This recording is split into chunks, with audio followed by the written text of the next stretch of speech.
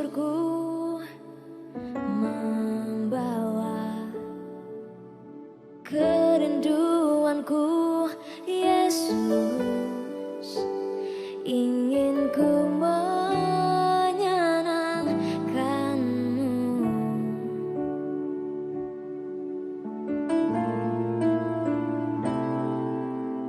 karyamu indah bagiku, kasih yang menyelamatkanku, Yesus.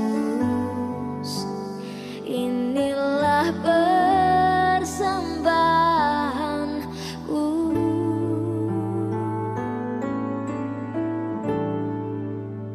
ku membawa hatiku, hanya Engkau di hidupku, Yesusku. Kau terindah, selamanya ku menyembahmu, ku membawa hatiku, inilah persembahanku untuk Yesusku yang terindah. Selamanya ku menyembahmu, Yesus.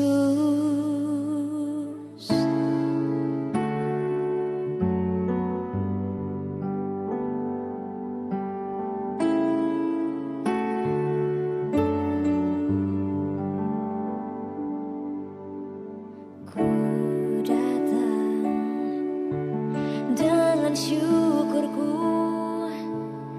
membawa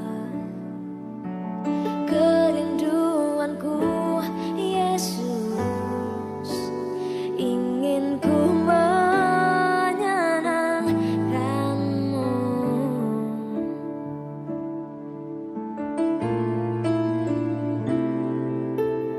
karyamu indah bagiku, kasih yang menyelamatkanku, Yesus. Inilah persembahanku,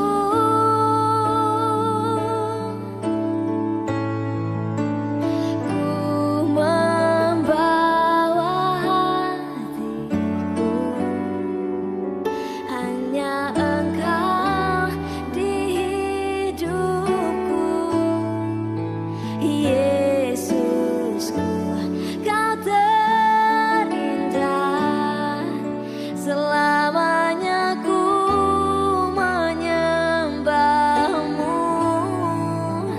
ku membawa hidupku, inilah persembahanku untuk Yesusku yang terindah. Selamanya ku menyembahmu, Yesus.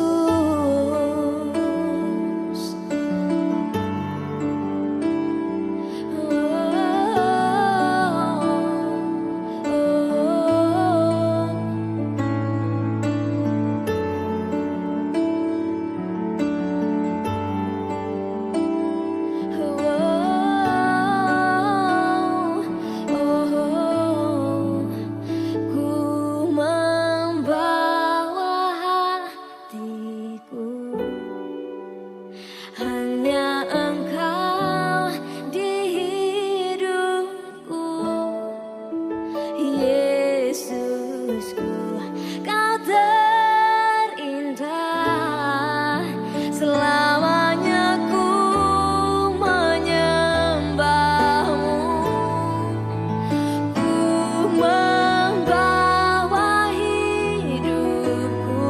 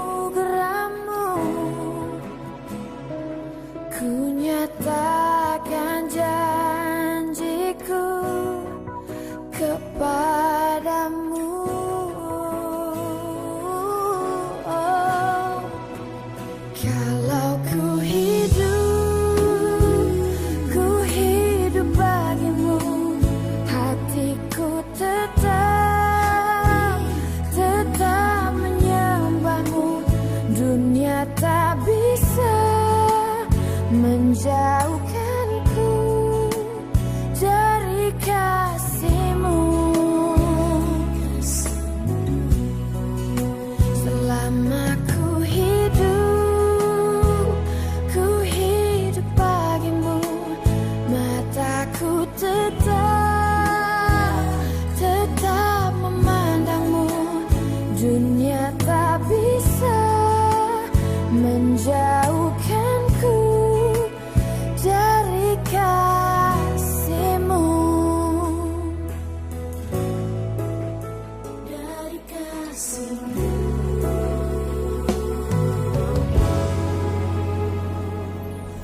Ku ikut kehendak-Mu. Ku perlu anugerah-Mu.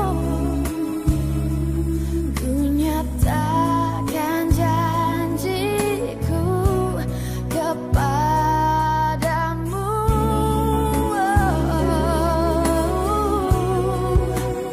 Kalau ku hidup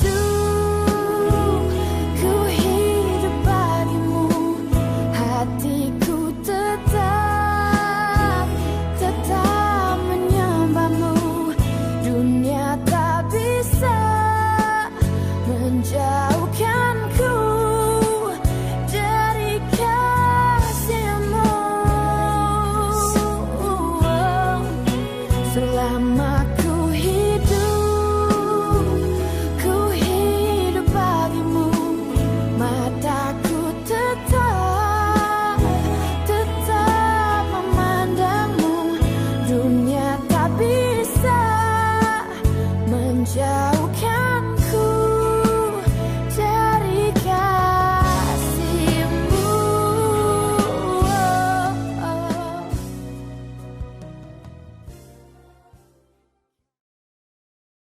Shalom jemaat yang dikasihi Tuhan, kita bersyukur kepada Tuhan hari ini kita boleh bersama-sama beribadah di rumah Tuhan dan juga mungkin yang ada di rumah masing-masing.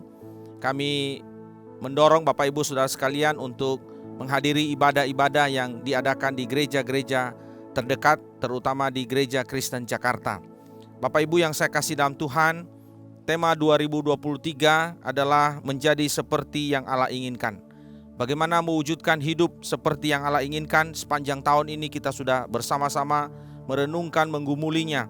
Januari sampai Februari kita belajar bersama tentang hidup sebagai umat yang terpilih. Maret, April kita belajar tentang hidup sebagai umat yang melayani. Mei dan Juni kita belajar tentang hidup sebagai umat yang kudus. Juli dan Agustus kita juga belajar tentang hidup sebagai umat yang memberitakan perbuatan-perbuatan Allah yang besar. Dan September, Oktober ini kita bersama-sama belajar sebagai umat yang berada di dalam terang dan membawa terang itu ke dalam kegelapan dunia ini. Dan bagaimana hidup sebagai umat yang berada di dalam terang itu. Hari ini tema firman Tuhan adalah hidup bagi Kristus. Seperti apa hidup bagi Kristus itu? Biarlah ibadah hari ini akan menjawab pertanyaan itu. Mari kita siapkan hati kita.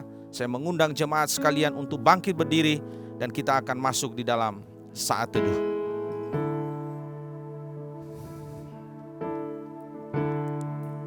Ya Tuhan.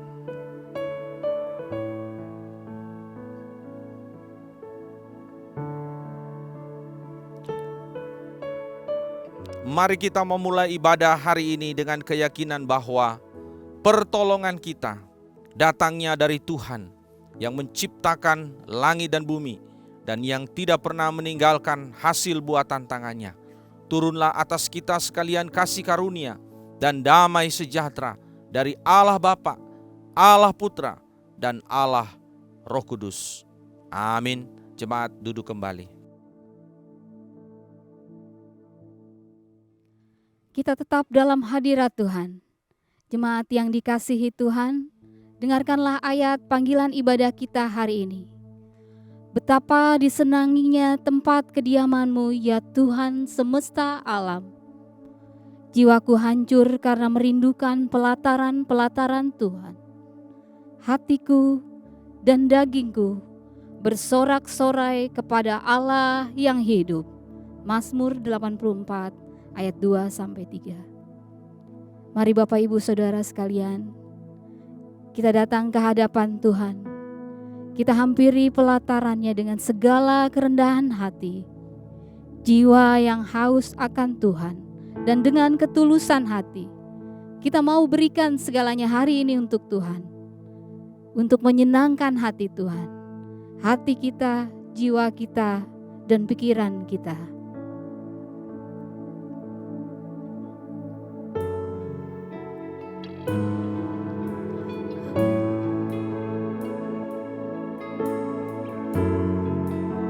Kami mau memuji-Mu Tuhan.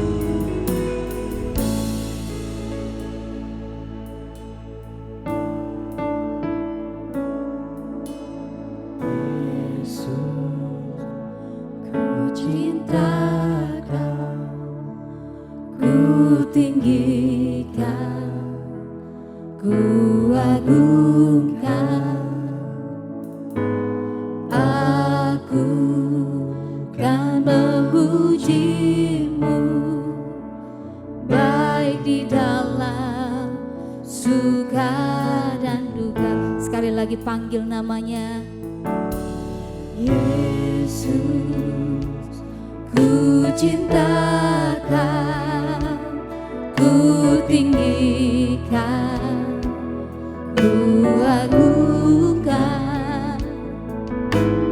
Aku kan memuji-Mu, baik di dalam suka dan duka. Sebab Kau layak,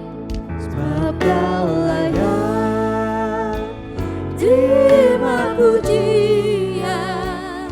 Sebab Kau layak, terima pujian. Sebab Kau layak, ku agungkan Yesus, Raja di atas segala raja. Sekali lagi kita panggil namanya Yesus, ku cinta Kau. Amin Tuhan. Ku cintakan, ku tinggikan, ku agungkan. Aku kan memuji-Mu, baik di dalam suka dan duka. Sebab Kau layak Tuhan. Amin. Terima pujian. Sebab Kau layak, terima pujian. Sebab Kau layak, ku agungkan Yesus, Raja di atas segala raja. Sebab Kau layak Tuhan. Amin. Terima pujian. Sebab Kau layak, terima pujian. Sebab Kau layak, ku agungkan Yesus, Raja di atas segala raja. Raja di atas segala raja. Raja di atas segala raja. Raja di atas segala raja. Raja di atas segala raja. Amin, haleluya. Haleluya. Inilah yang menjadi pengakuan kami Tuhan. Kami cinta Tuhan Yesus. Dengan apakah kami membalas semua kebaikan Tuhan yang begitu besar dalam kehidupan kami, selain kami memuji dan muliakan nama Tuhan. Sebab Kau layak terima pujian Tuhan. Bapa, terima kasih Tuhan, mengampuni setiap dosa dan pelanggaran kami, agar tidak menghambat setiap berkat-berkat yang akan Tuhan curahkan bagi kami pada hari ini. Firman-Mu berkata Tuhan, dalam Filipi 1 ayat 21 sampai 22a. Karena bagiku hidup adalah Kristus dan mati adalah keuntungan. Tetapi jika aku harus hidup di dunia ini, itu berarti bagiku bekerja memberi buah. Terima kasih Tuhan. Kami menyerahkan ibadah kami pada saat hari ini Tuhan. Kami percaya kuasa-Mu tidak terbatas Tuhan. Karena kasih-Mu Tuhan, melalui ibadah online ini, Tuhan terus menjangkau anak-anak-Mu dimanapun berada, yang belum bisa hadir dalam ibadah onsite, untuk tetap mengalami hadirat Tuhan. Bapa terima kasih. Mari hadir dan curahkanlah berkat-Mu pada ibadah kami. Kasihanilah kami ini Tuhan. Terima kasih Tuhan. Dengan sukacita kami akan memuji memuliakan nama Tuhan. Di dalam nama Tuhan Yesus Kristus kami sudah berdoa. Amin. Jemaat Tuhan, kita akan mengikrarkan pengakuan iman rasuli, mengundang kita semua bangkit berdiri bersama dengan orang percaya di segala tempat dan dalam sepanjang abad. Jemaat Tuhan, mari kita ikrarkan pengakuan iman kita. Aku percaya kepada Allah, Bapa yang Maha Kuasa, Khalik langit dan bumi, dan kepada Yesus Kristus anaknya yang tunggal Tuhan kita, yang dikandung dari Roh Kudus, lahir dari anak darah Maria, yang menderita sengsara di bawah pemerintahan Pontius Pilatus, disalibkan, mati dan dikuburkan, turun ke dalam kerajaan maut. Pada hari yang ketiga, bangkit pula dari antara orang mati, naik ke surga, duduk di sebelah kanan Allah, Bapa yang Maha Kuasa. Dan dari sana Ia akan datang untuk menghakimi orang yang hidup dan yang mati. Aku percaya kepada Roh Kudus, gereja yang kudus dan am, persekutuan orang kudus, pengampunan dosa, kebangkitan tubuh, dan hidup yang kekal. Amin. Puji Tuhan, haleluya. Coba lambaikan kanan kirimu. Puji Tuhan, haleluya. Kita bersyukur kepada Tuhan kalau hari ini kita boleh ada sebagaimana kita ada dengan tubuh yang sehat. Kita boleh datang memuji muliakan nama Tuhan. Kita boleh datang beribadah memuji muliakan nama Tuhan. Kita percaya kita umat pilihan Tuhan, umat kesayangan Tuhan. Mari kita puji Dia.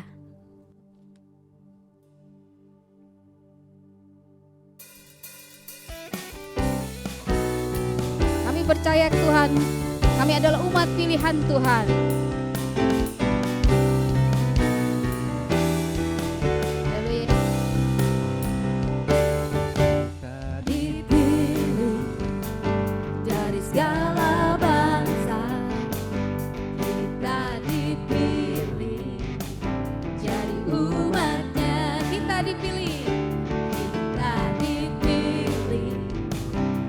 Dikuduskannya, bawa kemuliaan hanya bagi Dia. Terimalah kemuliaan dan hormat kami. Terimalah sembah kami, pujian kami. Terimalah kemuliaan dan hormat kami.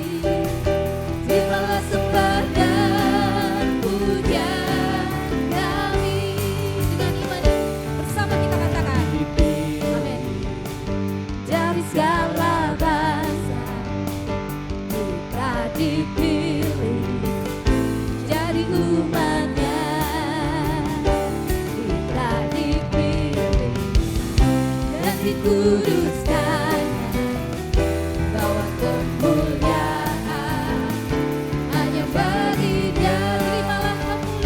Terimalah kemuliaan dan hormat kami. Terimalah sembah kami, pujian kami. Terimalah sembah kami, kemuliaan dan hormat kami. Sembah dan pujian kami. Terimalah kemuliaan dan hormat kami. Terimalah sembah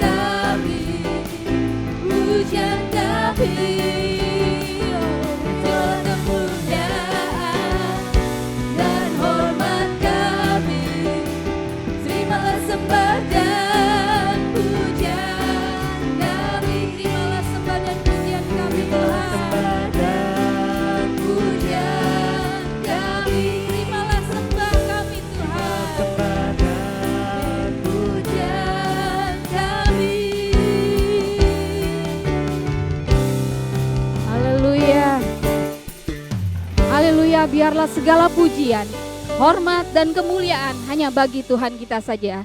Kami percaya Tuhan, kami adalah umat pilihan Allah.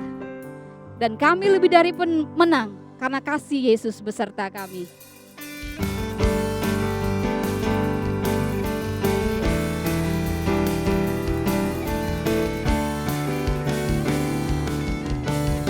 Haleluya.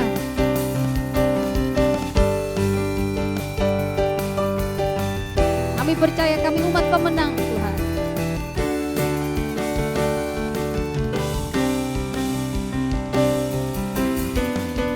Lebih dari pemenang dalam segala perkara. Iblis telah dikalahkan oleh kuasa darahnya. Jika Allah di pihak kita, siapa dapat melawan? Kita lebih dari pemenang. Haleluya, haleluya. Kibarkanlah pancinya, Yesus Raja segala raja. Haleluya, haleluya.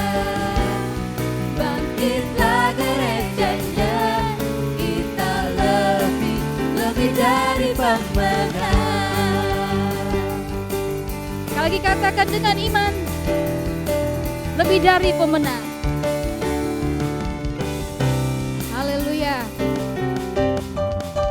Lebih dari pemenang dalam segala perkara. Iblis telah dikalahkan oleh kuasa darahnya. Jika Allah di pihak kita, siapa dapat melawan? Kita lebih dari pemenang. Haleluya, haleluya. Bangkitlah gerejanya, Kibarkanlah pancinya, Yesus Raja segala raja. Haleluya, bangkitlah gerejanya. haleluya. Bangkitlah gerejanya, kita lebih dari pemenang. Haleluya, haleluya. Kibarkanlah pancinya, Yesus Raja segala raja. Haleluya, bangkitlah gerejanya, kita lebih dari pemenang. Kita lebih dari pemenang. Kita lebih dari pemenang. Kita lebih dari pemenang. Haleluya. Haleluya. Haleluya. Haleluya. Terpujilah Tuhan kita Yesus Kristus Raja di atas segala raja. Silakan duduk Bapak Ibu sekalian. Jemaat Tuhan, kita akan bacakan ayat bertanggapan. Saya akan membacakan terlebih dahulu. Nanti selanjutnya jemaat Tuhan di rumah dan di tempat ini. Demikian apa yang dilarang oleh Allah dalam perintah yang ke-8? Allah tidak hanya melarang pencurian dan perampasan yang dihukum oleh pemerintah. Segala tipu daya yang dirancang untuk memperoleh milik sesama kita manusia juga dia namakan pencurian. Apakah dilakukan dengan kekerasan atau dengan berbuat pura-pura adil, ataupun dengan timbangan, ukuran, takaran, barang-barang, mata uang palsu, dengan makan riba, atau dengan cara apapun yang dilarang oleh Allah. Selain itu juga segala sifat kikir dan segala pemborosan serta pemakaian dengan sia-sia atas pemberian-pemberiannya. Tetapi apa yang diperintahkan oleh Allah kepada saudara dalam perintah ini? Agar aku sedapat-dapatnya dan di mana mungkin berupaya demi kemanfaatan sesamaku manusia, dan bertindak terhadapnya sebagaimana aku ingin oranglah bertindak terhadap diriku. Bersama-sama, selain itu, agar aku bekerja dengan tekun, supaya aku dapat memberikan pertolongan kepada orang yang berkekurangan. Puji Tuhan, berbahagialah setiap kita yang mendengarkan firman Tuhan dan melakukannya dalam kehidupan kita sehari-hari. Jemaat Tuhan, tema ibadah kita minggu ini, hidup bagi Kristus. Yesus adalah kebenaran yang menyelamatkan kita. Pengorbanan Kristus menebus dan memberi kita keselamatan, memberi arti dalam hidup kita, dan pengharapan di dalam Kristus memanggil kita bahwa selama kita masih ada di dunia ini, kita mau hidup bagi Dia.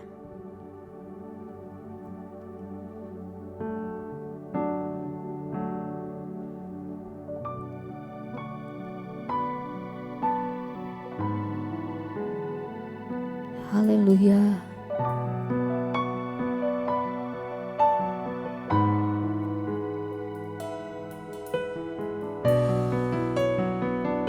Terima kasih Tuhan.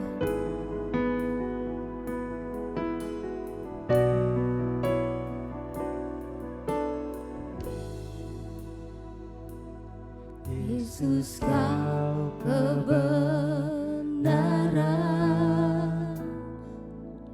yang menyelamatkanku. Kau memberikanku hidup dan pengharapan. Kami mau ikut kehendak-Mu Tuhan. Ku ikut kehendak-Mu. Kami perlu anugerah-Mu Tuhan. Amin. Amin. Ku nyatakan janjiku kepadamu.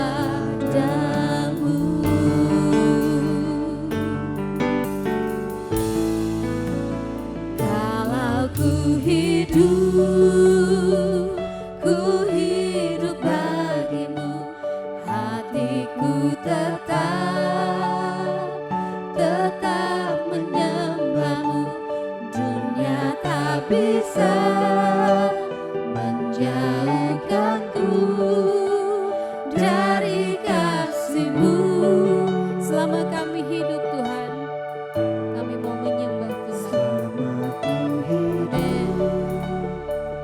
Ku hidup bagimu, mataku tetap memandangmu. Dunia tak bisa menjauhkanku dari kasih-Mu. Sekali lagi kita angkat pujian ini. Yesus, Kau kebenaran.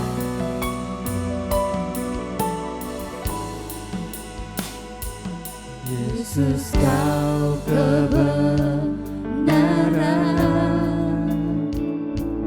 yang menyelamatkanku. Kau memberikanku hidup dan pengharapan. Kami mau ikut kehendak-Mu. Amin.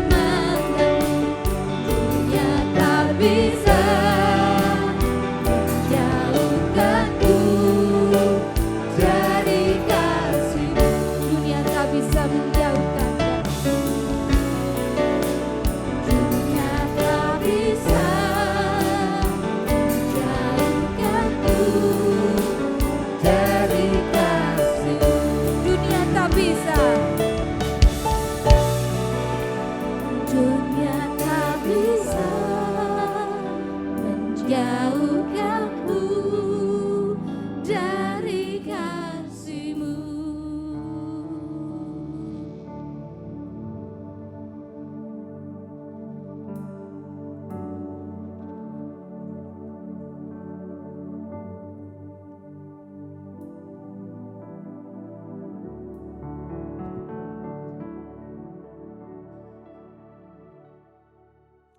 Shalom Bapak Ibu, Saudara yang dikasihi Tuhan, selamat siang untuk kita semua yang mengikuti ibadah secara online melalui YouTube Gereja Kristen Jakarta. Semoga kita semua dalam keadaan sehat, baik, dan siap untuk mendengarkan firman Tuhan di pagi hari ini. Sebelum itu mari kita berdoa.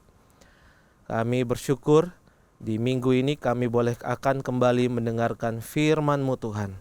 Biarlah ini boleh meneguhkan iman kami, ini boleh menumbuhkan kerohanian kami, dan firman yang akan kami dengar boleh menguatkan kami untuk terus setia menjadi pengikut Kristus, terus setia menjadi murid-murid Kristus. Di dalam nama Tuhan Yesus Kristus kami berdoa dan siap dengar firman-Mu. Amin. Bapak Ibu Saudara yang dikasihi Tuhan, pada hari ini kita akan merenungkan satu tema, yaitu hidup bagi Kristus. Saudara, mari kita buka sama-sama satu bagian firman Tuhan yang terambil di dalam Filipi pasalnya yang ke-1 ayat 18 sampai ke 26. Saudara, saya akan bacakan untuk kita sekalian ya, ayat 18 sampai 26. Tetapi tidak mengapa, sebab bagaimanapun juga Kristus diberitakan, baik dengan maksud palsu maupun dengan jujur.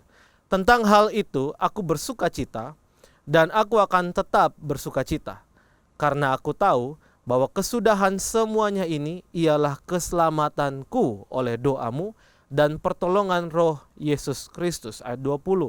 Sebab yang sangat kurindukan dan kuharapkan ialah bahwa aku dalam segala hal tidak akan beroleh malu, melainkan seperti sedia kala, demikian pun sekarang Kristus dengan nyata dimuliakan di dalam tubuhku, baik oleh hidupku maupun oleh matiku. Ayat 21, karena bagiku hidup adalah Kristus dan mati adalah keuntungan. Tetapi jika aku harus hidup di dunia ini, itu berarti bagiku bekerja memberi buah. Jadi mana yang harus kupilih aku tidak tahu. Ayat 23, aku didesak dari dua pihak. Aku ingin pergi dan diam bersama-sama dengan Kristus. Itu memang jauh lebih baik. Tetapi lebih perlu untuk tinggal di dunia ini karena kamu. 25, dan dalam keyakinan ini taulah aku akan tinggal dan akan bersama-sama lagi dengan kamu sekalian, supaya kamu makin maju dan bersukacita dalam iman, sehingga kemegahanmu dalam Kristus Yesus makin bertambah karena aku, apabila aku kembali kepadamu. Demikian firman Tuhan. Bapak Ibu yang dikasihi Tuhan, ini adalah surat yang ditulis oleh Rasul Paulus. Bapak Ibu, Rasul Paulus adalah pelayan yang setia, pelayan yang sangat bertanggung jawab pada panggilan Tuhan atas dirinya. Saudara, dari manakah statement ini bisa muncul, saudara? Ini tentu saja muncul ketika kita melihat kehidupan Rasul Paulus. Secara khusus, saudara, di dalam apa yang tertuang di dalam surat Filipi 1 ayat 18 sampai 26 ini. Saudara, bagaimana tidak? Filipi atau surat Filipi ini, saudara, adalah surat yang dikenal dan diyakini ditulis oleh Paulus ketika dia mendekam dalam penjara di Roma. Ini bisa dikatakan sebagai letter from prison yang ditulis oleh Rasul Paulus. Pada waktu itu Paulus amat menderita akibat pemenjaraan itu. Saudara, penjara di zaman Paulus jangan disamakan dengan penjara hari ini, Bapak Ibu ya. Kalau dibandingkan, Bapak Ibu, penjara hari ini nampak seperti hotel murah ya, Bapak Ibu ya. Tapi di zaman dulu, di zaman Paulus, dulu penjara-penjara sangat mengerikan. Bapak Ibu saudara, seorang sejarawan Romawi namanya Salus, dia mengatakan atau memberikan gambaran tentang penjara Romawi pada waktu itu. Dikatakan di sana penjara bawah tanah Romawi itu menjijikan dan keji karena kotoran, kegelapan dan bau busuk. Saudara, bayangkan seorang Rasul Paulus yang terhormat harus mendekam di penjara yang seperti itu, Bapak Ibu. Dia bukan hanya ditinggal menderita di sana, saudara. Kaki dan tangannya juga dibelenggu di sana, Bapak Ibu. Sehingga dia itu begitu terbatas, begitu dibatasi. Dia begitu dibatasi dalam berbagai hal. Dia disiksa, saudara.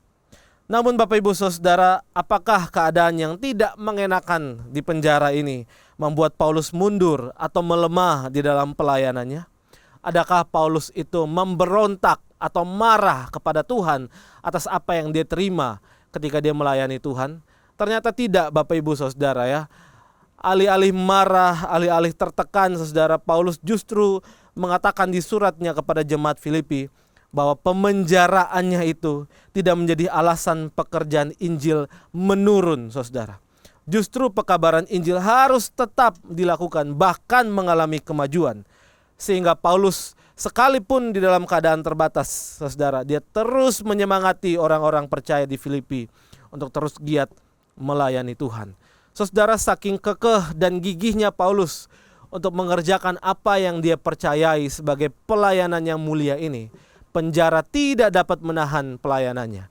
Penyiksaan tidak dapat menghentikannya. Belenggu di penjara tidak dapat menahan dirinya untuk melayani dan memberi buah, saudara. Paulus mengatakan hal ini, Bapak Ibu Saudara, bukan sebagai lip service atau motivasi sekedar menepis penderitaan yang dia alami. Ketika dia benar-benar menyemangati orang-orang, memotivasi pelayan-pelayan orang-orang percaya di Filipi, saudara, ini bukan sekedar sebuah motivasi kosong, tapi ini sesuatu yang dia katakan secara jujur, Bapak Ibu, bahwa dia mengalami tantangan besar. Namun saudara, semua tantangan itu tidak mengambil fokusnya, tidak mengalihkan fokusnya, saudara.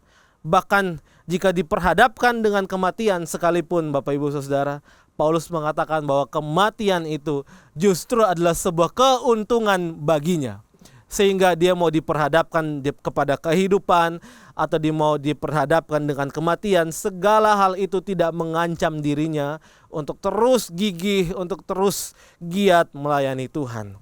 Bapak Ibu Saudara yang dikasihi Tuhan, Paulus tahu bahwa hari-hari mendekam di penjara Romawi mungkin akan menjadi hari terakhir buat dia, saudara, dalam pelayanannya. Sebab hukum Romawi itu tidak pernah segan-segan membunuh seorang tahanan bersalah. Apalagi Paulus, saudara, adalah orang yang terus-menerus dicari dari tahun ke tahun karena pelayanannya. Tentu saja orang-orang Romawi sangat geram untuk menghukum Paulus. Mereka tidak akan segan-segan. Namun Bapak Ibu Saudara, Paulus sama sekali tidak ketakutan. Bahkan ketika diperhadapkan dengan kematian, Paulus mengatakan mati adalah keuntungan, saudara. Kenapa Paulus mengatakan mati adalah keuntungan? Ini bukan berarti karena dia melihat bahwa setelah mati maka penderitaan tidak ada lagi dalam hidupnya. Bukan, saudara. Alasannya ada di ayat 23, saudara. Sebab dia katakan di sana, ketika dia mati, itu berarti jalan untuk dia bisa berada diam bersama Kristus. Inilah keuntungan yang dilihat oleh Paulus, Bapak Ibu. Tapi menariknya, Bapak Ibu ya, sekalipun Paulus mengatakan bahwa mati adalah keuntungan dan sebenarnya itu yang dia inginkan untuk bisa diam bersama dengan Kristus, namun dia jujur bahwa masih ada kerinduan yang besar dari dalam dirinya untuk melayani dan memberi buah di dunia, saudara. Sekalipun dia harus banyak mengalami penderitaan. Artinya Bapak Ibu, Paulus sama sekali tidak berusaha lari dari panggilannya.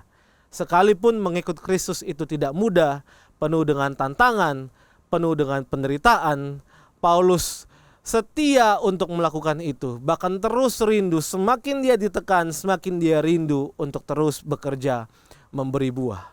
Kata Paulus, Bapak Ibu, dia mengatakan diam bersama Kristus itu lebih baik. Namun yang lebih perlu, ayat 24 saudara, dia mengatakan lebih perlu adalah aku tinggal bersama kalian dan terus bekerja memberi buah. Artinya Bapak Ibu Saudara, sekalipun mengikut Kristus dan melayani Tuhan itu penuh penderitaan, namun Paulus terus ingin setia melakukannya selama dia masih diberi kesempatan untuk melakukannya. Wow, ini sesuatu yang luar biasa Bapak Ibu Saudara. Ini satu teladan rohani yang luar biasa. Bahwa sekalipun hidup mengikut Kristus di dalam dunia ini penuh dengan tantangan, penuh dengan cobaan, bahkan juga penderitaan, Paulus tetap setia melakukannya. Sekalipun hidup tidak mewah, hidup lari kemana-mana saudara, bahkan hidup harus terancam bahaya setiap waktu. Namun itu tidak membuat dia surut semangat untuk melayani dan mengikut Tuhan. Bapak Ibu Saudara, apakah yang membuat Paulus begitu gigih ya, begitu setia menjalankan pelayanan bagi Tuhan?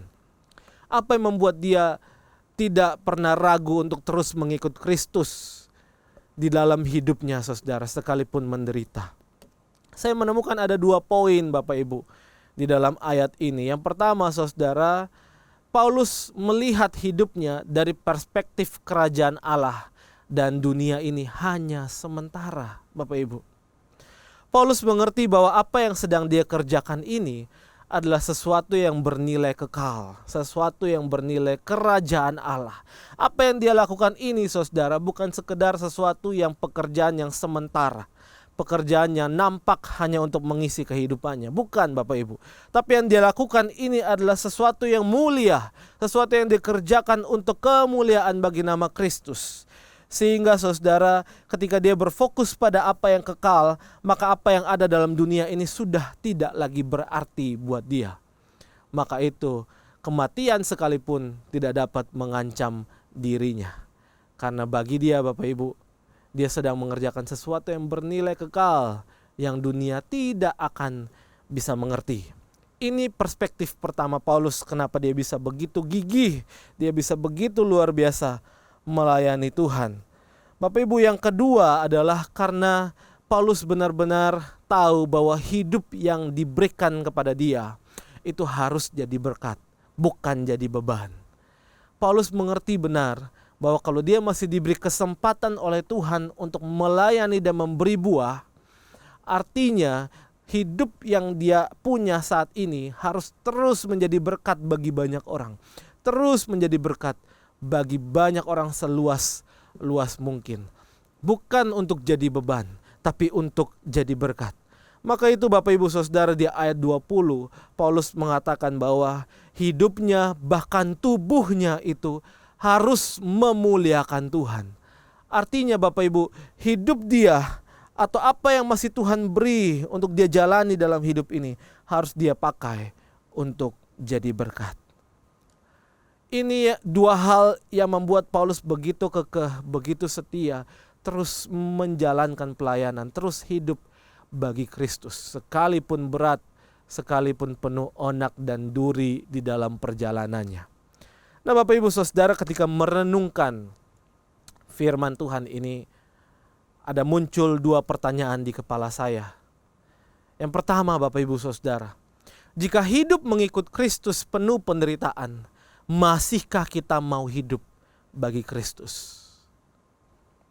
Jika hidup melayani Tuhan penuh dengan onak dan duri, penuh dengan perjalanan yang berlika-liku, masihkah kita setia hidup bagi Kristus? Paulus meneladankan pada kita satu teladan mengikut Kristus yang setia apapun harganya. Kalau pertanyaan ini dibalik kepada kita, apakah kita siap juga mengikut Kristus berapapun harganya? Mari coba renungkan 2 pertanyaan itu Bapak Ibu. Kenapa 2 pertanyaan ini muncul Bapak Ibu? Karena saya memperhatikan dan saya juga melihat bagaimana dinamika perjalanan orang-orang Kristen hari ini saudara. Banyak sekali orang Kristen hari ini yang lupa bahwa sedari awal mengikut Kristus itu berarti memikul salib Bapak Ibu. Sedari awal Kristus sudah mengatakan pada orang-orang percaya bahwa siapa yang mau mengikutnya berarti mereka harus siap untuk diutus seperti domba di tengah serigala. Artinya Bapak Ibu, mengikut Kristus, melayani Kristus itu penuh dengan tantangan dan penderitaan. Bukan penuh dengan kemewahan, bukan penuh dengan kemegahan atau kenyamanan. Orang Kristen banyak yang lupa soal hal ini Bapak Ibu. Sehingga ketika mereka melayani, mereka bertemu dengan cobaan, dengan penderitaan, mereka begitu lembek, begitu mudah untuk jatuh, begitu mudah untuk menjauh daripada Tuhan. Mereka jadi orang-orang yang lembek. Mereka ingin melayani asal semuanya aman, asal semuanya baik. Mereka ingin melayani, mereka ingin diutus seperti domba, bukan di tengah serigala, di tengah-tengah domba. Mereka ingin tempat yang nyaman, mereka ingin pengakuan, mereka ingin kemewahan. Saudara, Kristus tidak memanggil kita untuk menjalani hidup seperti itu. Pemahaman yang salah, perspektif yang salah inilah yang seringkali membuat kita mudah marah, mudah kecewa. Karena kita selalu berpikir bahwa kalau ikut Kristus harusnya aku diberkati. Kalau ikut Kristus harusnya aku makmur. Ikut Kristus harusnya aku merdeka, harusnya aku nyaman, harusnya hidupku diberkati, usahaku diberkati, aku jadi kaya raya, berlimpah harta. Saudara, inilah yang ditawarkan oleh teologi kemakmuran yang hari-hari ini menjamur di berbagai gereja, Bapak Ibu. Hati-hati. Kristus tidak pernah memanggil kita mengikuti Dia dengan jalan yang mudah, Bapak Ibu. Banyak pengalaman yang saya dapati di gereja, Bapak Ibu. Pelayan-pelayan Tuhan mundur dari pelayanan. Bahkan kadang ada yang berani untuk keluar dari gereja. Atau bahkan meninggalkan iman mereka. Hanya karena kecewa sama Tuhan. Karena kecewa dengan orang Kristen. Saudara, ini sesuatu yang ironis sebenarnya.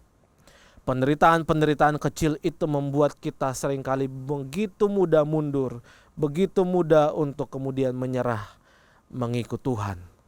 Ada orang-orang yang juga kecewa katanya sama Tuhan, berdoa bertahun-tahun katanya tidak dijawab. Akhirnya dia memilih untuk meninggalkan Tuhan. Ini sangat ironis, Bapak Ibu. Jangan sampai kita menjadi seperti seorang yang di dalam Alkitab, saudara, bernama Demas. Dia adalah murid Paulus yang baik, mengikuti Paulus kemanapun Paulus pergi, belajar melayani di bawah Paulus. Tapi satu kali, saudara, Paulus menulis sebuah catatan singkat tentang Demas. Sangat singkat.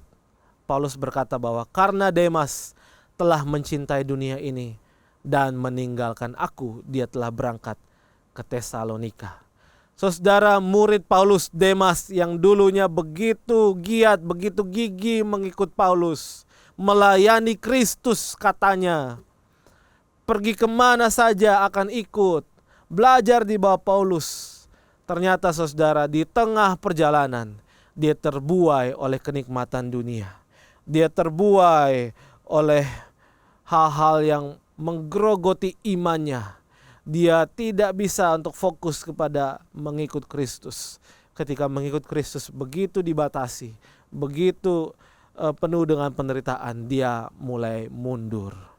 Bapak Ibu Saudara, saya ingin mengatakan begini, Demas adalah gambaran orang-orang Kristen hari ini yang tidak setia kepada Tuhan. Sedikit persoalan membuat mereka mundur dan meninggalkan Tuhan.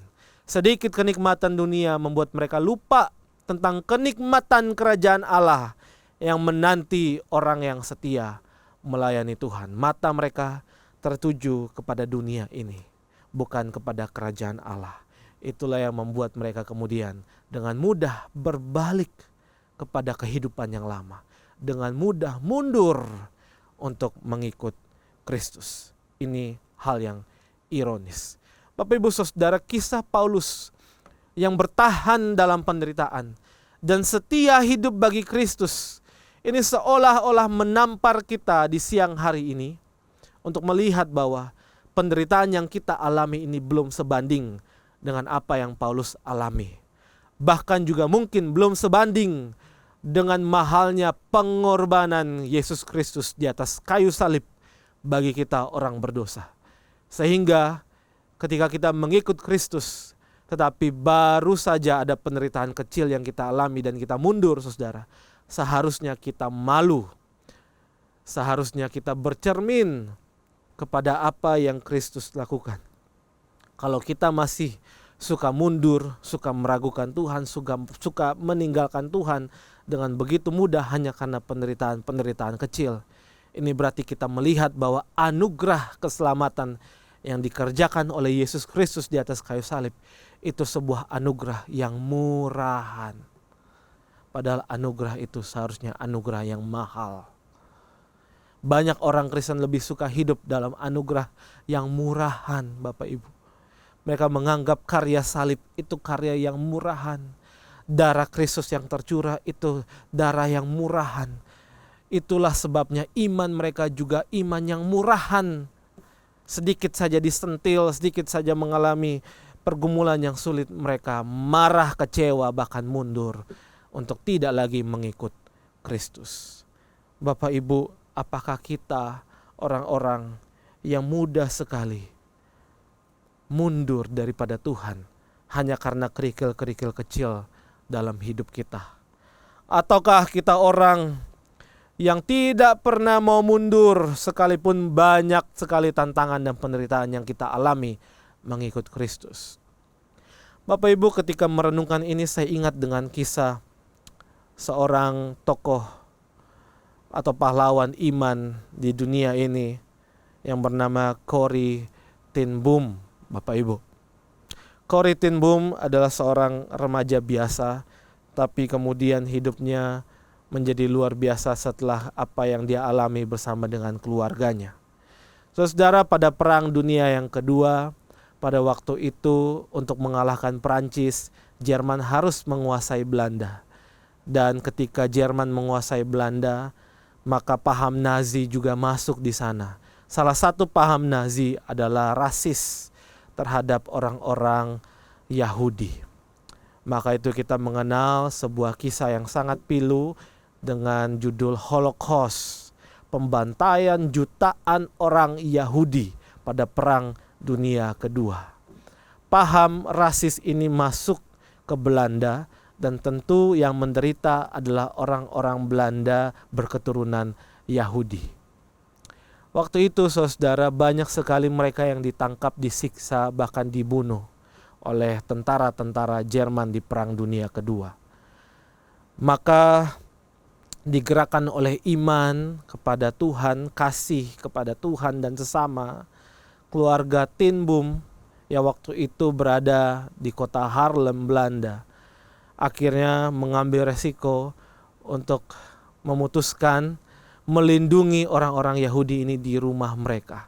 Mereka sering sekali menyelundupkan orang-orang Yahudi di bawah tanah di rumah mereka, saudara, yang waktu itu adalah toko jam. Mereka menyamar dengan toko jam sehingga orang-orang tidak curiga, Bapak Ibu, bahwa mereka sering menyelundupkan orang-orang Yahudi di sana. Jadi setiap kali rumah mereka diperiksa oleh tentara Jerman, saudara, mereka akan membunyikan lonceng kecil ya yang ada di bawah tanah, sehingga ketika orang-orang Yahudi yang sedang berlindung di bawah itu mendengar lonceng itu bunyi, mereka langsung masuk di balik tembok yang sudah dibuat oleh keluarga ten Boom. Ada satu lubang kecil yang bisa menampung kurang lebih belasan orang di sana, Bapak Ibu. Lalu ditutupi dengan lemari sehingga ketika diperiksa tidak ada apa-apa di dalam. Bertahun-tahun mereka melakukan hal itu.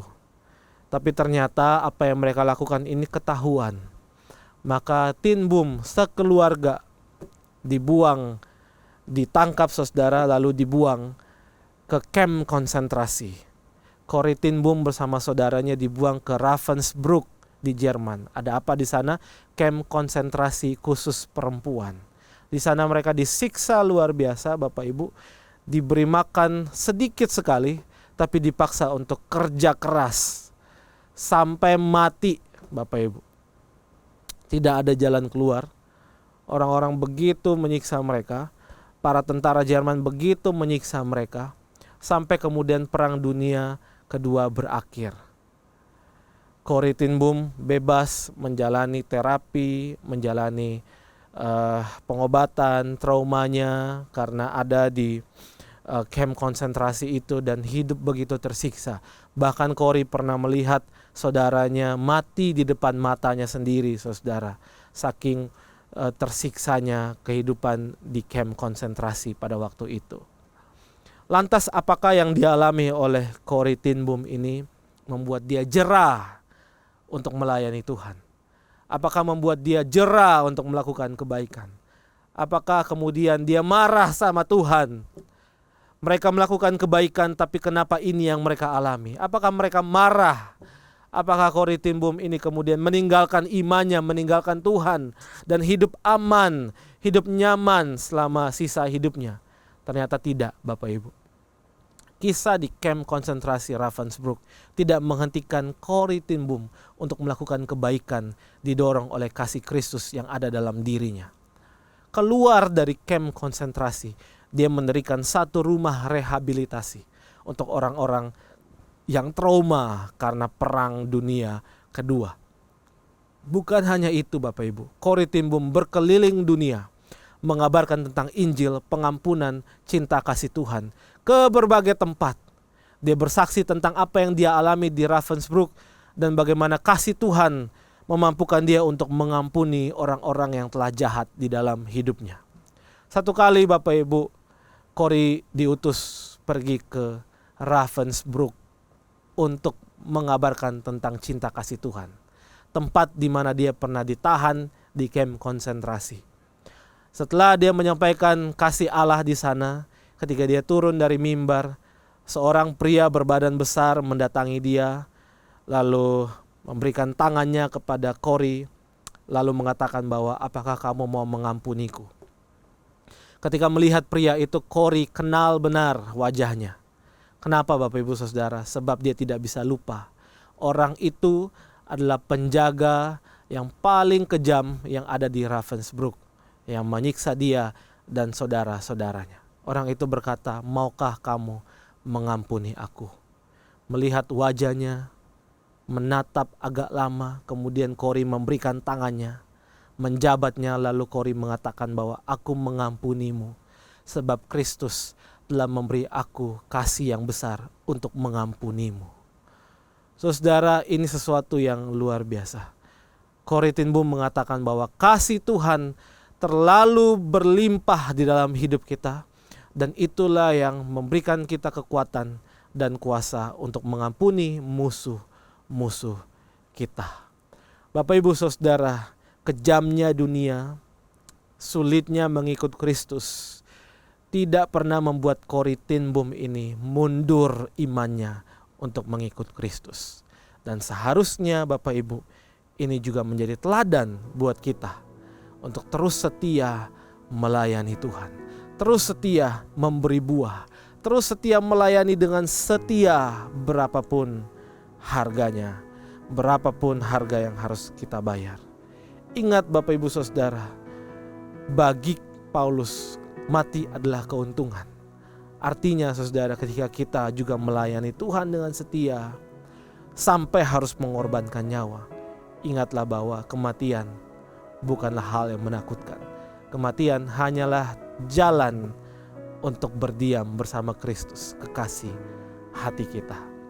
Tetapi saudara, kalau kita masih diberikan kesempatan untuk hidup melayani Tuhan di dalam dunia yang baik ini, tantangan-tantangan ada, tapi tantangan-tantangan itu tidak merenggut nyawa kita. Mari kita terus melayani Tuhan dengan setia. Banyak tantangan, yes, tetapi jangan pernah menyurutkan iman kita untuk mengikut Tuhan.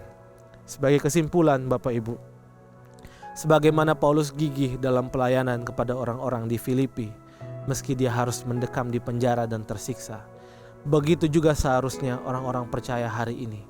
Anda dan saya perlu terus gigih menjalankan pelayanan yang Tuhan beri kepada kita. Sebab kita tahu bahwa dunia ini hanya sementara, dan kita sedang mengerjakan hal yang bernilai kekal, hal yang bernilai kerajaan Allah. Sehingga seharusnya hidup kita yang sementara ini harus menjadi berkat bagi banyak orang. Jangan pernah berhenti dan jangan pernah menyerah memberitakan kasih Tuhan kepada dunia ini. Jangan pernah menyerah mengikut Kristus. Karena mengikut Kristus adalah pilihan yang paling mulia dan tidak akan pernah kita sesali selama kita hidup. Mari kita berdoa. Kami bersyukur untuk apa yang boleh kami dengar di pagi hari ini. Hamba-Mu terlampau terbatas untuk menyaksikan kasih dan kebenaran Tuhan melalui firman-Mu ini Tuhan. Namun hamba percaya bahwa Roh Kudus akan melanjutkan kebenaran ini di dalam hati setiap orang percaya yang mendengar firman di siang hari ini.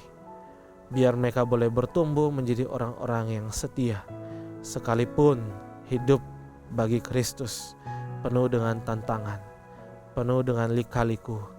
Biarlah Tuhan kami meneladani Paulus yang setia sekalipun dia harus mendekam dalam penjara, sekalipun dia dibatasi, dia tidak terbatasi, dia tidak merasa ini suatu hal yang mengganggunya. Dia terus melakukan yang terbaik, terus melakukan apa yang dia bisa, asalkan dia memberi buah. Terima kasih Tuhan, biarlah kami meneladani hal ini. Dan kami terus ingat bahwa apa yang kami alami ini tidak sebanding dengan kasih dan pengorbanan Tuhan di atas kayu salib. Darah yang tercurah itu begitu mahal, sehingga ketika kami harus mengikut Kristus memikul salib, ini satu pelayanan yang mulia, satu panggilan yang mulia. Biarlah kami jadi orang-orang Kristen yang tough, yang strong untuk mengikut Tuhan, sehingga kami setia dalam iman kami, bahkan menjadi teladan iman bagi keluarga, bagi gereja, dan dimanapun kami berada, kami jadi saksi-saksi Kristus. Dalam nama Tuhan Yesus kami sudah berdoa. Amin.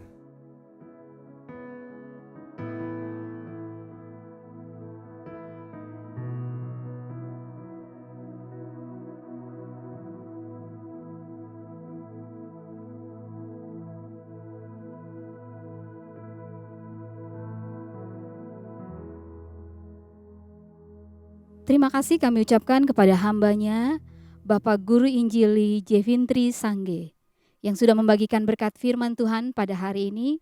Biarlah Tuhan sumber dari segala sumber berkat yang akan terus memberkati Bapak dan pelayanan Bapak dan keluarga. Kita akan bawakan persembahan kita bagi Tuhan. Kita sambut dengan pujian, Yesus menginginkan daku bersinar selalu baginya.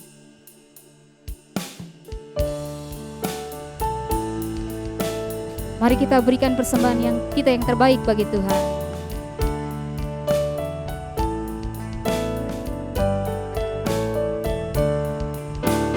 Yesus menginginkan daku bersinar baginya, dimanapun ku berada, ku mengenangkannya. Bersinar, bersinar, bersinar, itulah kehendak Yesus. Bersinar, bersinar, aku bersinar terus. Ku mohon Yesus menolong, mohon Yesus menolong, menjaga hatiku agar bersih dan bersinar, meniru Tuhanku. Bersinar, bersinar, bersinar, itulah kehendak Yesus. Bersinar, bersinar, aku bersinar terus.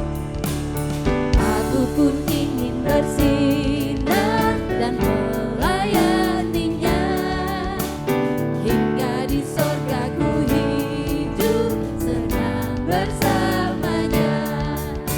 Bersinar, bersinar, itulah kehendak Yesus. Bersinar, bersinar, aku bersinar terus. Bersinar, bersinar, bersinar, itulah kehendak Yesus. Bersinar, bersinar, aku bersinar terus. Aku bersinar, aku bersinar terus. Aku bersinar, aku bersinar terus. Haleluya. Biarlah kita terus memancarkan sinar kemuliaan Tuhan.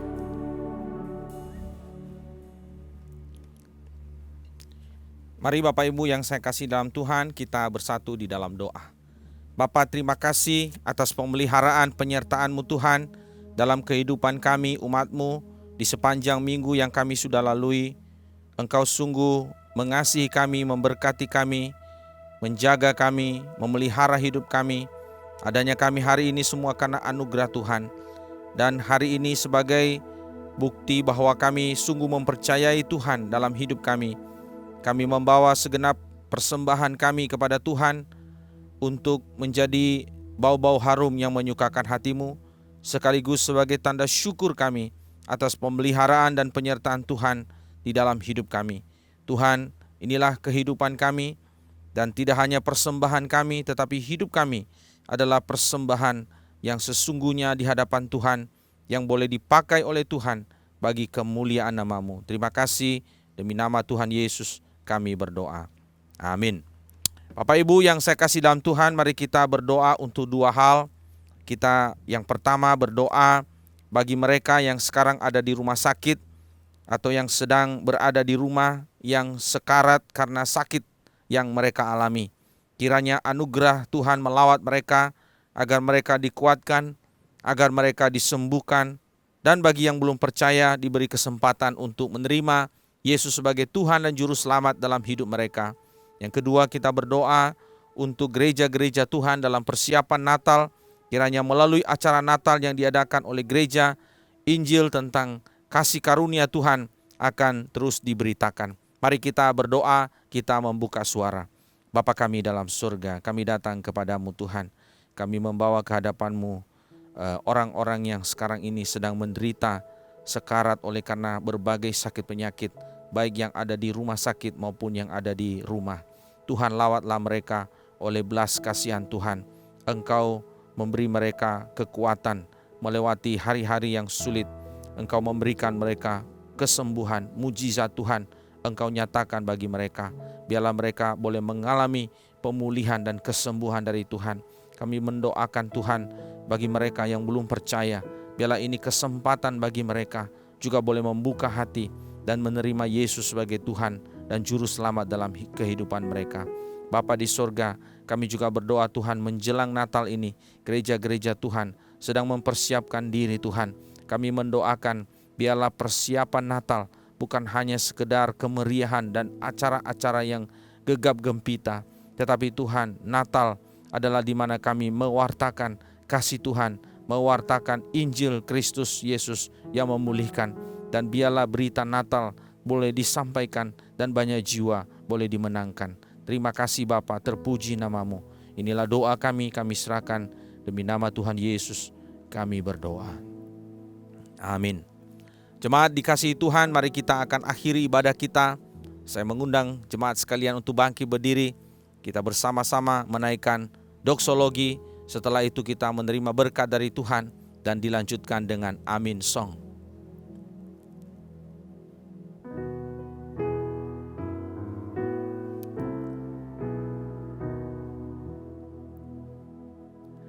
Puji Allah Bapa Putra, puji Allah Roh Kudus, ketiganya yang esa.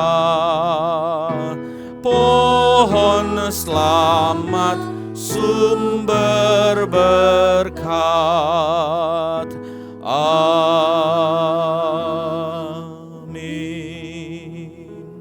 Kekasih-kekasih Tuhan, kembalilah ke dalam hidupmu.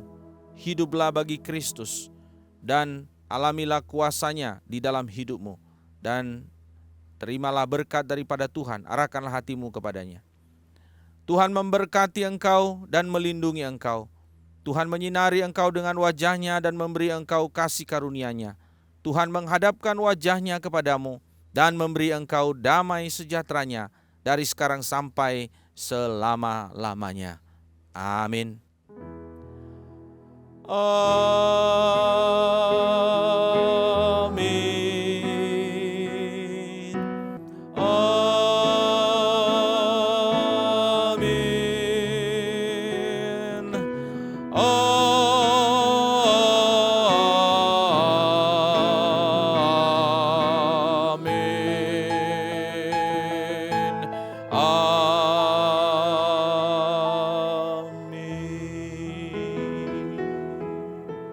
Jemaat duduk kembali, saat teduh, ibadah selesai, Tuhan memberkati kita sekalian.